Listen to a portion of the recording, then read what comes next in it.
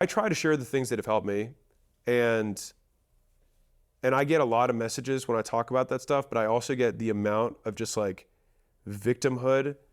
It spikes with anything related to that stuff. I say this as someone who had a family who struggled with mental health. I wholeheartedly understand the struggle. And I share this because it is what helped me. And like when I talk about options, like the perceived lack of options, like when I am sad, and I get sad, and I think part of that is genetic, I think to myself, like, what trades am I unwilling to make? What impossibilities am I claiming are impossible but aren't? And then what is the consequence of that? Because fear only exists in the vague, not in the specific. And so when I want to walk myself down an uncomfortable path, I start playing out, but no, what would it really look like? Okay, let's say I could never disappoint my parents. No, but what would it really look like? I would go there and I would say I was leaving. And then what would happen?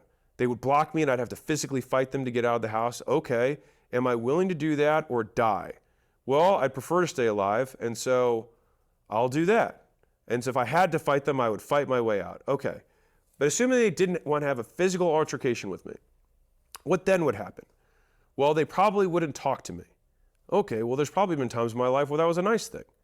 Okay, so maybe that's not so bad. What else would happen? You wouldn't be able to come home for holidays. It's not so bad either. I mean, I can do a Friendsgiving instead of a Thanksgiving. Like Christmas, I can celebrate elsewhere. That's not a huge deal. Okay. You say, okay, so the cost of my dreams is not getting texts from my parents and not being able to have specific foods on specific days of the year. That's what I'm unwilling to suffer. That's what I'm unwilling to trade, that terrible experience. And I think when we frame those things in the specific, all of a sudden these fears we have around the decisions, the actions we know we need to take but aren't, all of a sudden begin to melt away. And I think that is where the chains we put on ourselves get broken.